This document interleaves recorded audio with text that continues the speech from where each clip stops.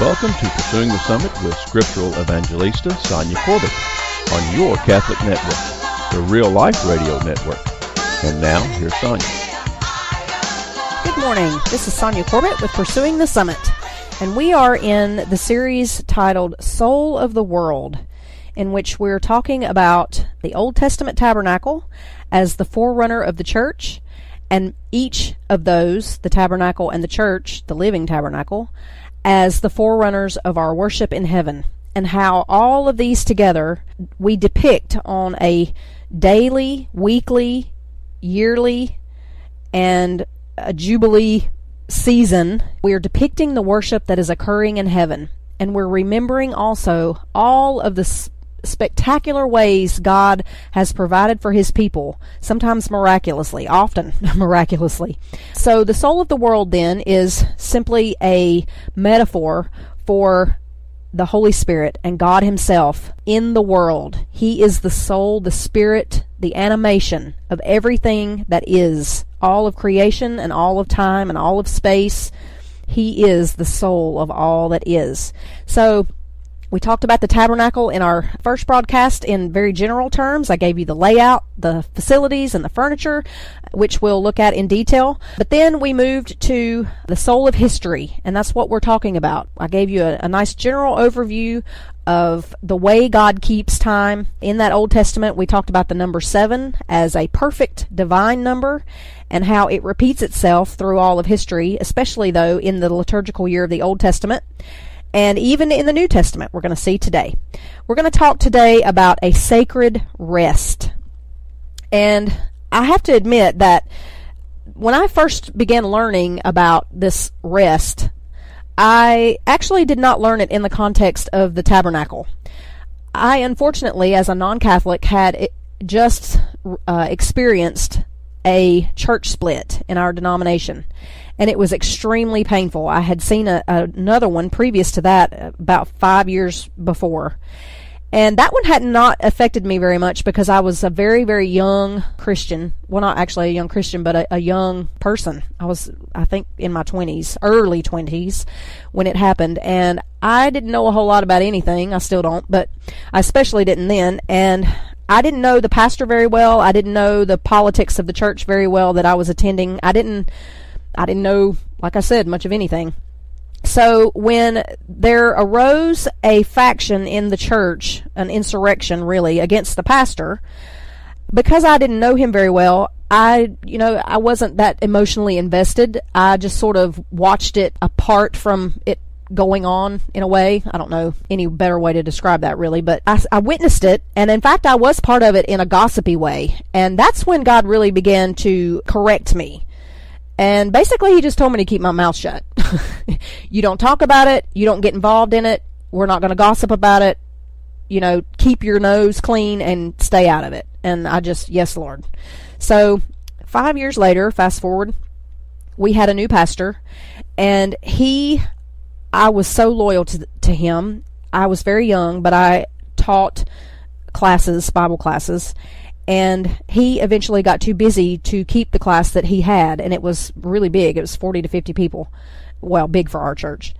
And he asked me to take it over, which was almost unheard of in our denomination for a female to take a co-ed class of any sort and presume to teach. And so when he asked me, I was so humbled and so touched. And let me tell you, I was so loyal to him, and I loved his family, his wife and his kids, and I just was very close to them. But I just loved him. So, again, there was a repeat of the insurrection before. Similar people, actually, and it bothered me so much. It split our church. There was a rebellion against the pastor, and really, honestly, it was a personality conflict. But it split the church, it broke my heart, and we left. We had stayed through several upheavals, but at that point, I was so brokenhearted that they had basically run him off. I mean, there was enough guilt probably on both sides, but in any case, you know how things like that are. Everybody takes a side. So we ended up leaving. And it was nice for a while, to be perfectly honest, because although I did not feel burnt out, we went to church every single Sunday and every Wednesday, and Sunday morning I taught Bible class, and then we had church, and then we would come home, we'd have dinner, we'd take a short nap, and then we'd be back at church probably about 3 o'clock for deacons meetings and other meetings and meetings and meetings and meetings, and then we had church at 5 or 6 o'clock at night, and then we would come home, and so our whole day was just pop, pop, pop, pop, pop, almost no rest at all.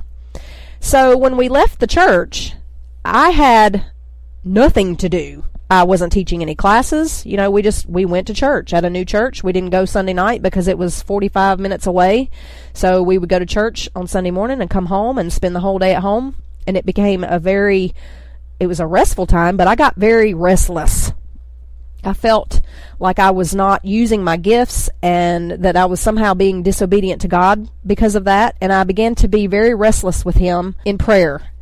And He just kept saying, I want you to rest. And I kept saying, I don't need to rest, Lord. And He would say, rest. And that's how I began to research this idea of rest. And it is so rich and full. I'm so excited to share with you all that I learned. I'd like to just review a moment and read to you Leviticus chapter 23:2 that says, Speak to the Israelites and tell them, the following are the festivals of the Lord, my feast days, which you shall celebrate with a sacred assembly. So we see, first of all, that God speaks to His people, and He gives them a schedule of festivals and feast days. And He says, I want you to celebrate them with a sacred assembly, which just means they assemble at the tabernacle. So you see that this Old Testament tabernacle, the structure and all of its facilities and its worship, was the center of the liturgical year, first of all. Secondly, in chapter 23 of Leviticus, we see that the very first of those feast days, or days of obligation, actually, as we come to know them later, was the Sabbath. And in Leviticus chapter 23, verse 3, it says, 6 days shall work be done, but the seventh day is a Sabbath of solemn rest, a holy convocation, or a gathering, a celebration. You shall do no work on it. It is the Sabbath of the Lord in all of your dwellings, all of your homes. Remember that the word tabernacle actually means dwelling. So in all of your tabernacles, or your homes, or your dwelling places. One of my favorite meditations of sacred time is of the old Malay painting, the Angelus.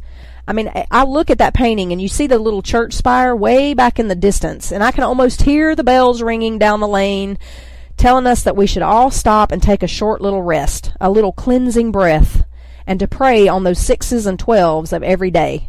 I actually even bought, on vacation one year, we always go to the North Carolina coast with my family, my mom and my dad, and I bought an antique mantle clock, and I had been looking for one for a long time. I wanted one that would chime, but I didn't want a new one. I wanted something old because I love old stuff. And I found one, and it actually worked. And so I love to hear it chime because it reminds me of how the people prayed on the hours, and how they still pray on the hours, actually, and we'll get to that later. But especially at noon and 3 and 6 and 9 and 12, over and over and over, the people would pray, but especially even like farmers and stuff would pray at 12 and 6 every single day. And they knew to pray by the bells that the church would ring every single day at those times. I just love that idea, that little stop to acknowledge God and to remember Him in my day. There's so much stuff to learn about the ceremonies and the liturgical calendar and the rituals associated with all the feasts in the Jewish sacred calendar. But for now, it's enough to say that proper worship, I'm going to say it again, was centered around the tabernacle.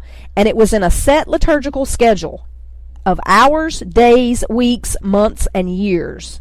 And this schedule was supposed to keep the people's minds and hearts looking to God and anticipating His action in their everyday lives forward.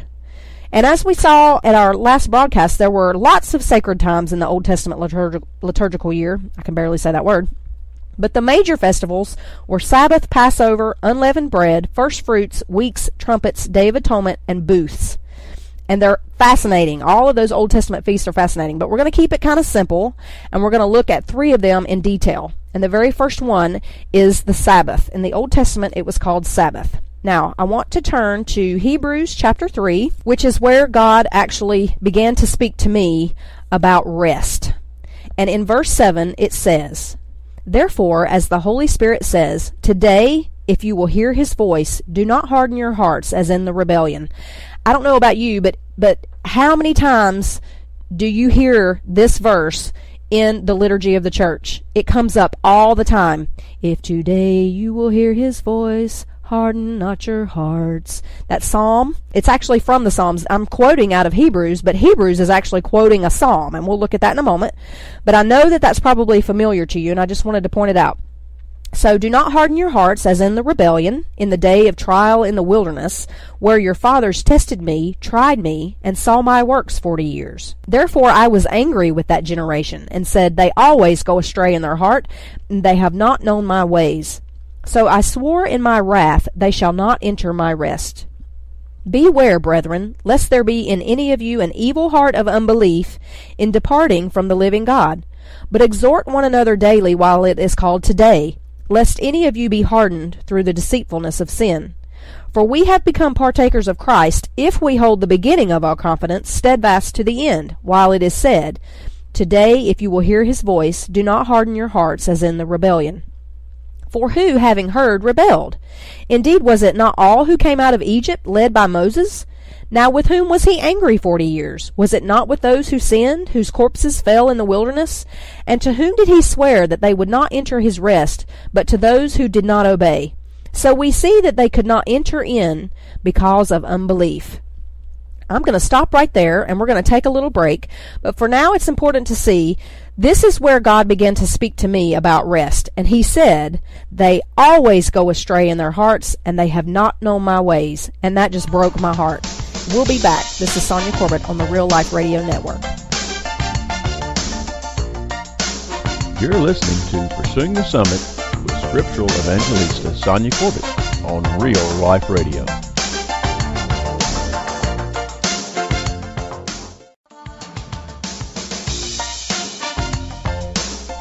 We're back with Sonja Corbitt, your Scriptural Evangelista. Here's Sonja. And we're back. This is Sonja Corbitt with Pursuing the Summit on the Real Life Radio Network. We're talking about Sabbath in the Scriptures and what that means for us today. That's an Old Testament term, Sabbath, and we're reading out of the book of Hebrews. And the reason I'm doing that is to show you, a lot of times people believe that the New Testament trumps the Old, and it does in certain ways, but I want to show you that this idea of rest and Sabbath is included in the New Testament. Mostly non-Catholics believe is the preeminent section of the Scriptures. However, Jesus says that Good Steward actually takes from the Old and the New, and so that's why we're actually looking at the Old Testament. But this is included in the book of Hebrews, which is in the New Testament, and we're quoting actually out of the Psalms. And God actually spoke to me through my daily reading of the Scriptures. The church calls that Lectio Divina. But in my daily reading, God actually spoke to me personally through this verse 10. They always go astray in their heart, and they have not known my ways. Now, as I mentioned, there had been a church split, and we were attending a humongous megachurch, really to hide and get away from all that we had known through that very painful church split. And I was not using my gifts. My husband wasn't using his. We were sort of just taking a sabbatical, I guess, which is funny because, you know, that word sabbatical comes from Sabbath. And so we were really just hiding out, trying to heal from all that had occurred and readjust. Spiritual knees really had been knocked out from under us through all that we experienced through that church split. And God kept telling me he wanted me to rest in that time. And I just kept saying, Lord, I'm not tired. And so he told me, you don't know my ways, Sonja. You're going to end up not entering rest at all if you don't listen to me. That's what I heard him say to me through these verses. So I began to really research this whole idea. And what I discovered is any scriptural discussion of rest is necessarily incomplete unless you look at the Sabbath, which actually means rest. In our main text in that Hebrews chapter 3, 7 through 4:10, Sabbath rest is used in chapter 4, verse 9, and it's the only occurrence in the New Testament.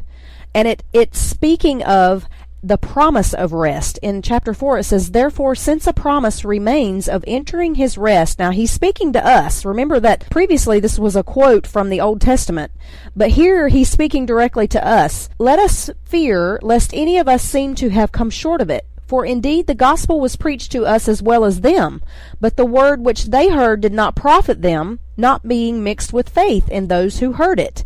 For we who have believed enter that rest, as he has said, So I swore in my wrath, they shall not enter my rest, although the works were finished from the foundation of the world. For he has spoken in a certain place of the seventh day in this way, And God rested on the seventh day from all his works. And again, in this place, he's quoting, For they shall not enter my rest. Since therefore it remains that some must enter it, and those to whom it was first preached did not enter because of disobedience, again he designates a certain day, saying in the Psalms of David, Today, after such a long time, as it has been said, Today, if you will hear his voice, do not harden your hearts. For if Joshua had given them rest, then he would not afterward have spoken of another day. There remains therefore a rest for the people of God. For he who has entered his rest has himself also ceased from his works, as God did from his. Okay, so what in the world does all that mean? Well, the writer of Hebrews is quoting from the Old Testament. He's talking about rest, and he says today, meaning the writer of Hebrews is speaking to the people to whom he's writing, the people of the days of the early church. But for us, we're reading this very same account. And so today is true for us as well. And what he says is, there is another rest. Not only the rest of the promised land, which is what they were seeking then. They were trying to get into the promised land as a commandment of God, and God was helping them do so. He rescued them from Egypt in order to do that. And we'll talk about that in a moment. But not only the promised land was a rest, but for us as well, we have a promised land. And for us, that promised land of rest is heaven and the beatitude, being face to face with God. And so we, too, must hear his voice and not harden our hearts. Because if we harden our hearts, we will not enter his rest. Now, what does that mean, to harden your heart? Well, for me, it was, I don't need to rest, Lord. I'm fine. I'm not tired. And he kept saying, you better rest. I'm going to teach you about rest and what it means. So I hope to share that with you. The first thing we're going to talk about is Sabbath, because I mentioned that the word Sabbath actually means rest. As I said, it's actually only used one time in the New Testament, and that's in this context. The Sabbath rest, that's actually mentioned specifically in the context of the seventh day, or the Sabbath of the Old Testament. In Jewish thought, the Sabbath teachings in the Old Testament law were prophetic of the Messianic kingdom, which was the New Testament, the gospel accounts especially, but then forward through the church. And in this context of the book of Hebrews, it means the same thing. There remains, though, another different rest for God's people. Heaven at the end of the ages, and one in which we'll no longer labor. We're going to rest, right? And it's important at this point to distinguish between working and legalistic works of the law. A lot of times Catholics are accused of being legalistic in our keeping of feast days and that kind of thing. But legalism was keeping traditions that have no grace in them, specifically the Old Testament law. In the New Testament, when we have been offered grace through Christ, we don't keep feasts in order to earn anything from God. We're keeping the feasts in order to love him better. So there's a distinguishing mark between working and keeping feasts and legalistic works that sometimes Catholics are accused of. We must work. In fact, the entire process of sanctification is this sweaty enterprise, as I call it. And it requires every kind of exertion. If you look back in the Old Testament people as they were trying to make it in and through the promised land and to conquer it, it was work. They had to labor and war for that promised land, just as we do spiritually. It was God's gift to them, but they still had to work to make it theirs. The difference is they couldn't earn it. A lot of times we think that by doing things that God says for us to do, that we have somehow earned what is truly only a gift from him. Everything we have as an inheritance from Christ is utter gift. The fact that we breathe is a gift from God. We can't earn it by keeping the feasts or going to confession or serving another person. We're not earning anything. In fact, if you sometimes feel that way, and this is how you know, because I'm guilty of this, you do all that God has asked you to do, and then it doesn't work out like you think it's supposed to, and then you get mad. That's how you know if you're trying to earn. We can't earn anything from God. Everything is grace. It's a gift. And so we're not earning God's love by keeping the feast days and the rituals and the ceremonies and the traditions of Catholicism. We're not earning. We can't earn. We are learning how to love God more fully and more completely and more fervently through all that we do. It's our gift back to God for all of the gifts that He's given us, specifically time. Okay, so remember that in these liturgical seasons that we're keeping time with God. And so Sabbath is a way of keeping time with God. We're going to look at it specifically in the fourth commandment. If you look in Exodus 20, that's where the Ten Commandments first appear. And they're also listed in Deuteronomy 5, and we're going to look at that in just a moment. But if you look in verse 8 of Exodus 20, it says, "Remember the Sabbath day to keep it holy. 6 days you shall labor and do all your work, but the seventh day is the Sabbath of the Lord your God. In it you shall do no work, you, nor your son, nor your daughter, nor your male servant, nor your female servant, nor your cattle, nor your stranger who is within your gates. For in 6 days the Lord made the heavens and the earth, the sea, and all that is in them, and rested the seventh day. Therefore the Lord blessed the seventh day, or the Sabbath day, and hallowed it."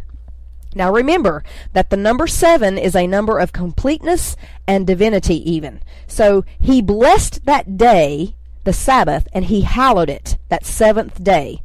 And He marked it out for them as a day of rest specifically. All right? Now, that's all we get in Exodus chapter 20. That's from the Ten Commandments. But look over at Deuteronomy 5, verses 1 through 22. You're going to go to the right several books. Deuteronomy chapter 5. Lots of good stuff in here about the Sabbath. It says in verse 12, "Observe the Sabbath day to keep it holy, as the Lord your God commanded you. 6 days you shall labor and do all your work, but the seventh day is the Sabbath of the Lord your God. In it you shall do no work, you, nor your son, nor your daughter, nor your male servant, nor your female servant, nor your ox, nor your donkey, nor any of your cattle, nor your stranger who is within your gates, that your male servant and your female servant may rest as well as you. And remember that you were a slave in the land of Egypt, and the Lord your God brought you out from there by a mighty hand and by an outstretched arm. Therefore the Lord your God commanded you to keep the Sabbath day." Wow. Okay, so we learned something new in this section. We learn that not only are we resting on this Sabbath day, and He says completely, everybody and everything and every animal and every servant must rest on this Sabbath day. But while we're resting, they were supposed to remember that they were slaves in Egypt and how the Lord brought them out from Egypt through miracles. And we're going to see that in our next series, a part of the series on the Passover. But it's enough to know right now that, first of all, they were remembering the Sabbath in order to keep it holy. And the word holy just means set apart or different. They are consecrating it. That's what that word holy means. It just means a consecration. And it was God's Sabbath day. And who was to cease work? Everybody. And what unique thing was everyone supposed to do on the Sabbath? Well, God blessed it and set it apart. And so He wanted the people to set it apart as well. And we're going to take a break. This is Sonja Corbitt with Pursuing the Summit. You're listening to Pursuing the Summit with Scriptural Evangelista Sonja Corbitt on Real Life Radio.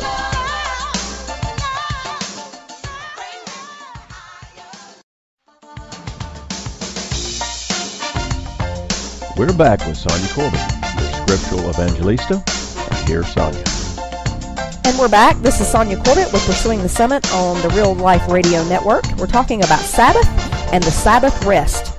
We're going to turn now and we're going to look at Exodus chapter 31, verses 16 through 17. We see in this section, we get a little more information on the Sabbath. And specifically, the chapter heading of this chapter, or this part of the chapter, says the Sabbath law.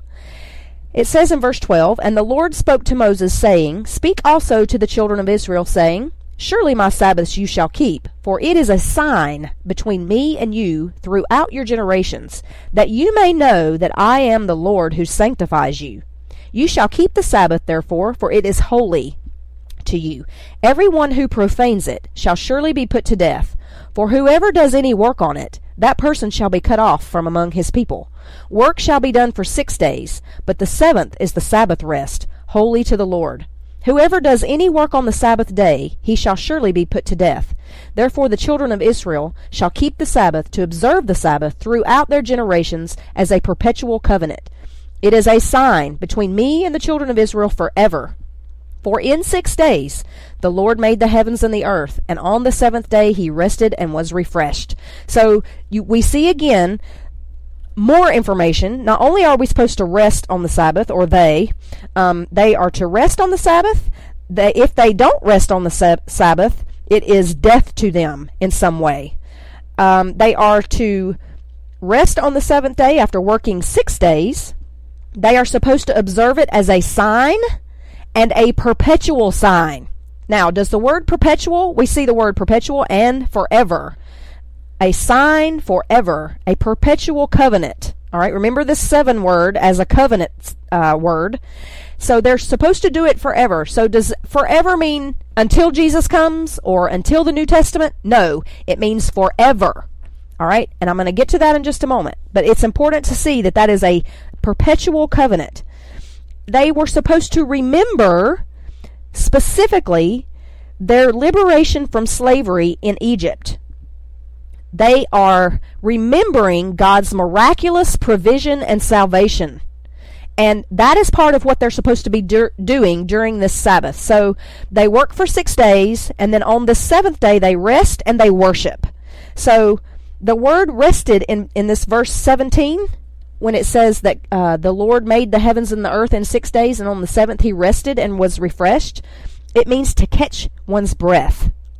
So if you were to consider what being refreshed looks like, what do you think of? For me, I think of a nap, leisure, lots of TV maybe, no work, a really good meal, maybe a slow-moving day, my hammock on the porch, or family time, a bike ride, I don't know. Whatever it is that you think of when you think of refreshment, that's what should happen on a Sunday or a Sabbath day.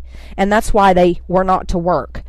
And if you turn to the book of Nehemiah, this book of Nehemiah, he was a man who felt burdened to restore Jerusalem, the city of God, to its former glory and honor.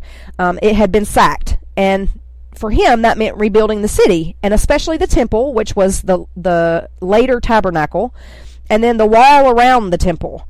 About 100 years before, the Babylonians had destroyed that city and taken all the Jews captive, and then they left Solomon's temple in ruins. And so Nehemiah felt burdened to restore the temple and the city.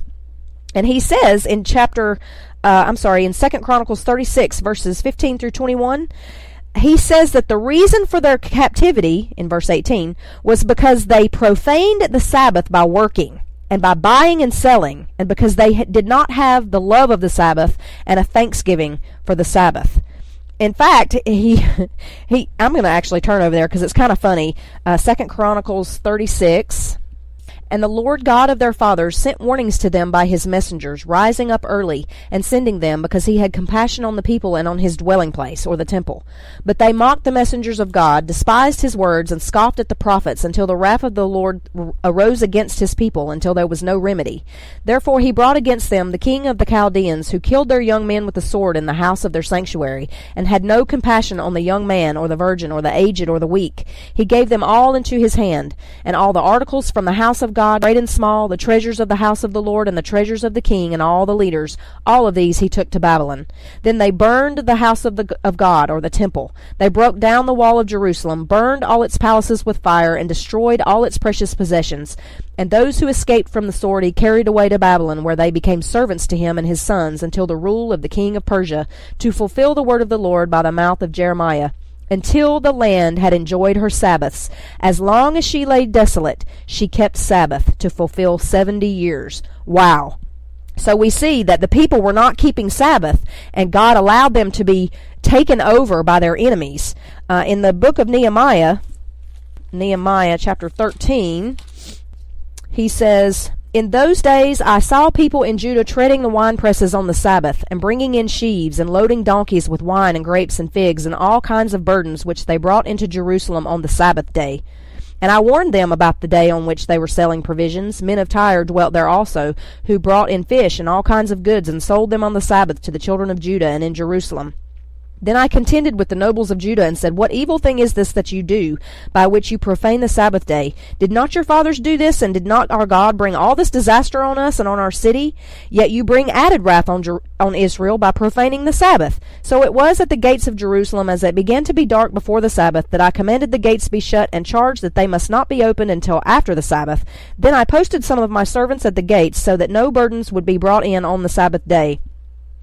Then I warned them, and said to them, Why do you spend the night around the wall? If you do so again, I will lay hands on you. For at that time on they came no more on the Sabbath.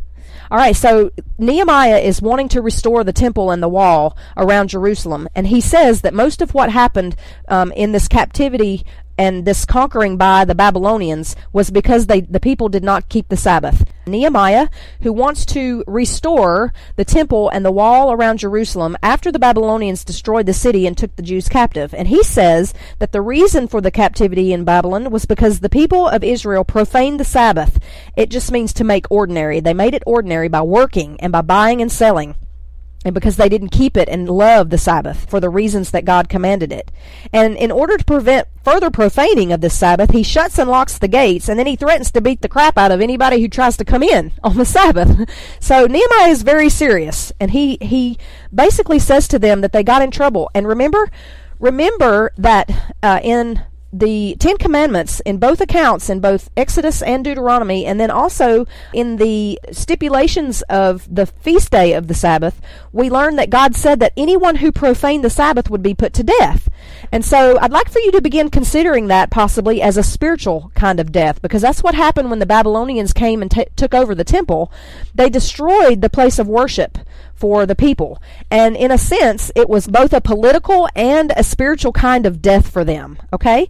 Now, I'd like to move forward into Ezekiel chapter 20, verses 12 through 26. Ezekiel also is a prophet. Chapter 20, verses 12 through 26. It's talking about the rebellions of Israel. God is saying, Therefore I made them go out of the land of Egypt and brought them into the wilderness. And I gave them my statutes, or the Ten Commandments, and showed them my judgments, which if a man does, he shall live by them.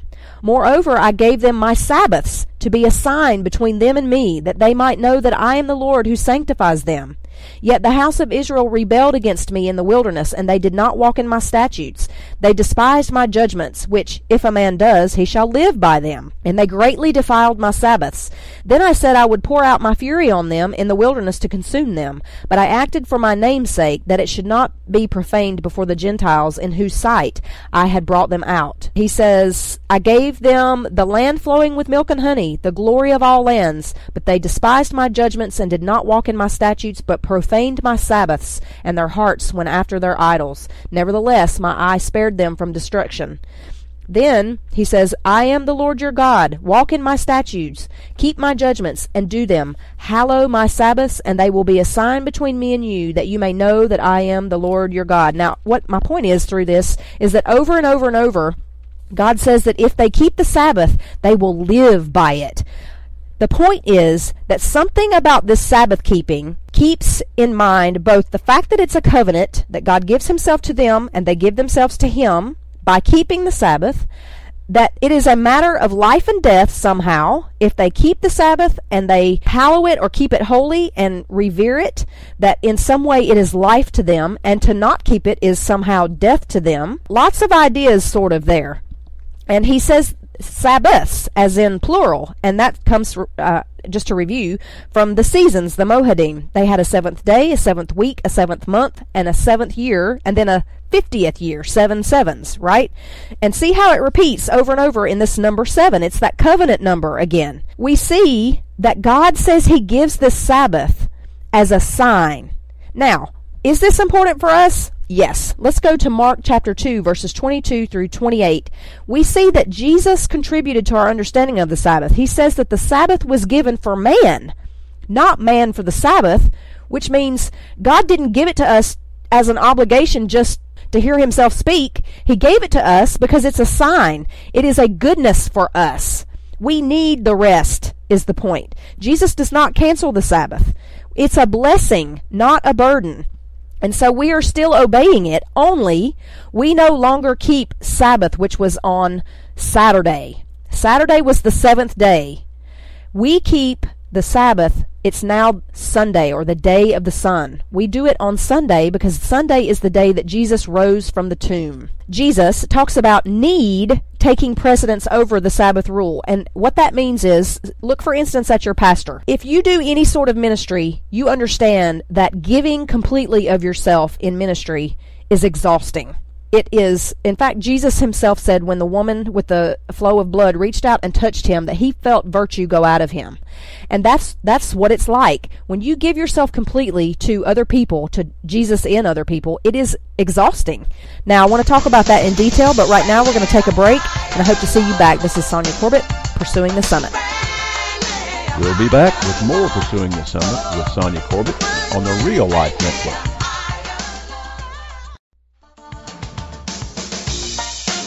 You're listening to Pursuing the Summit with Scriptural Evangelista Sonja Corbitt on Real Life Radio.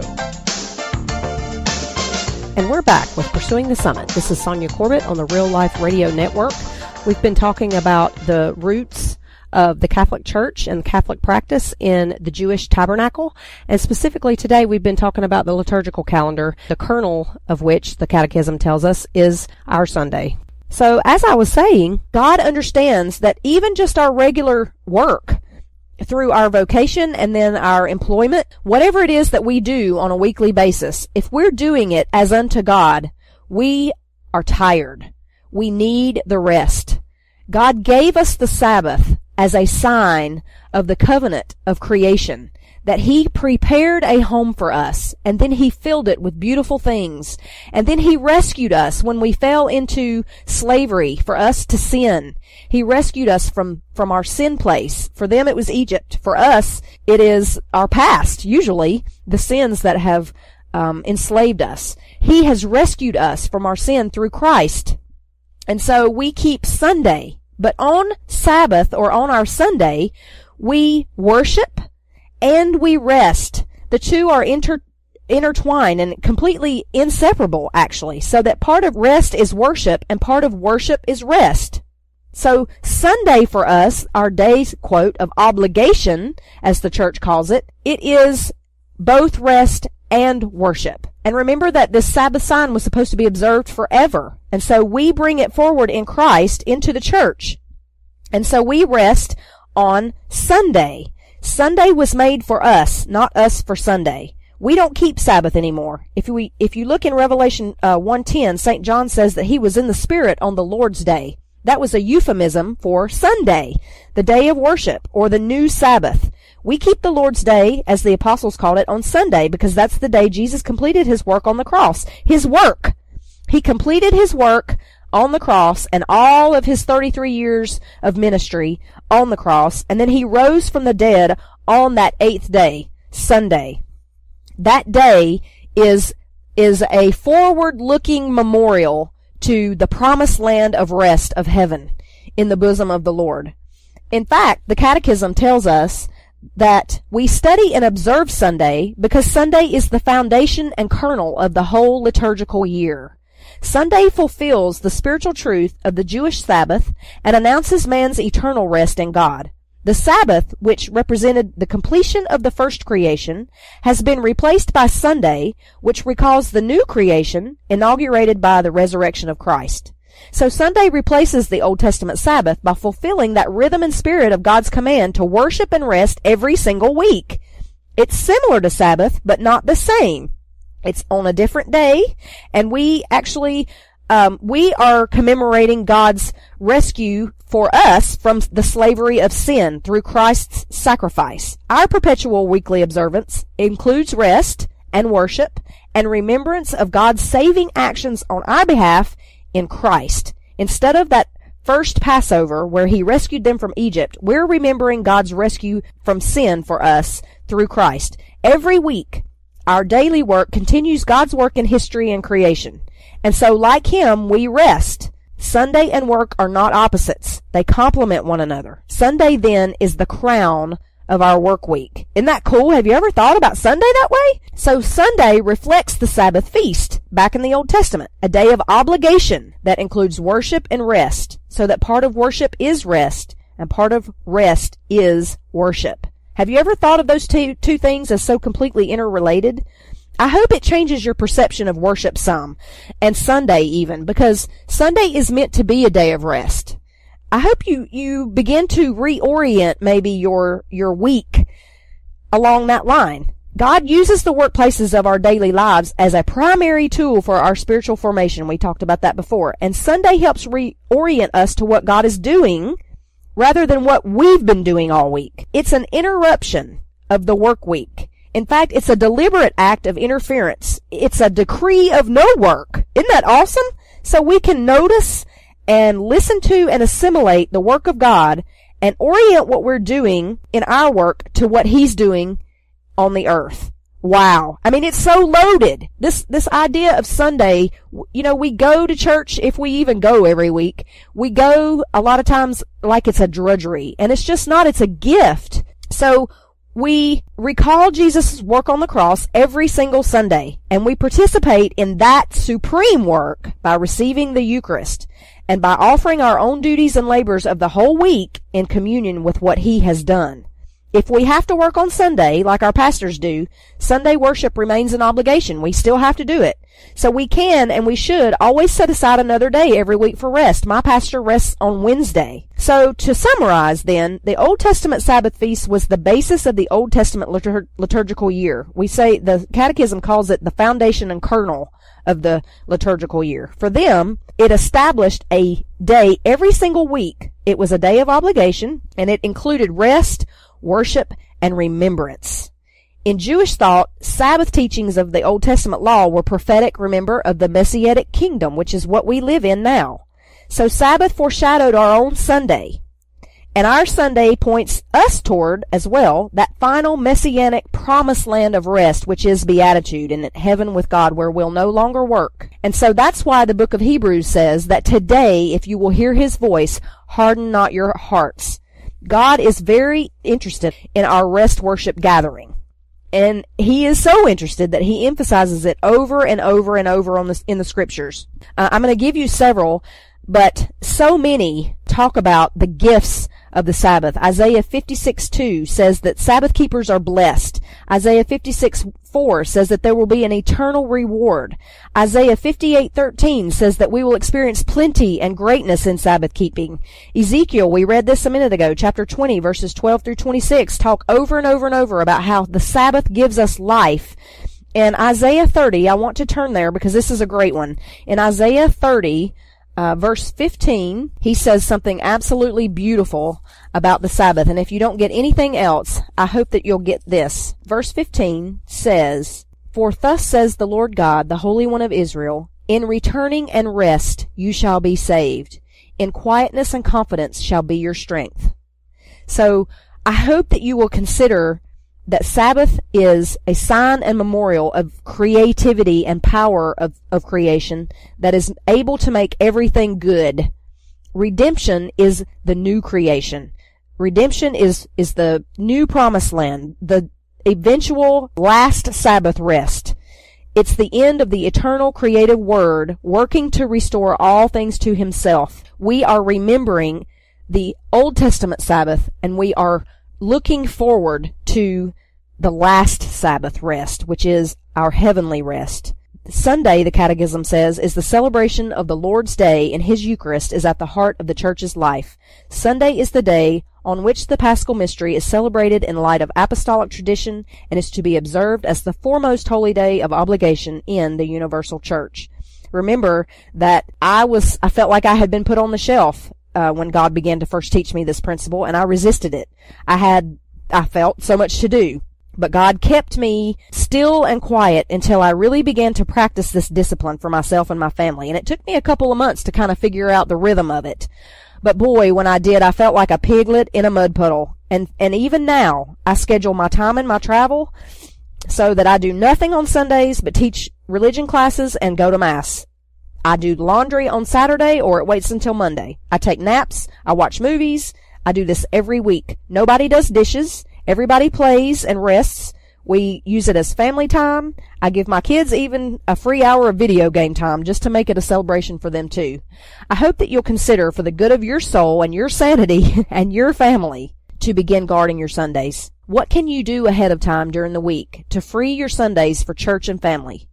Can you clear out your schedule so that your whole day it just has nothing in it but worship and mass and rest?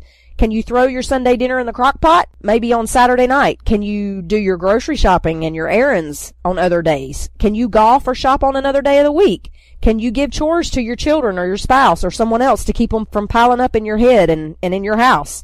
Can you turn off your cell phone and your laptops until Sunday at sundown?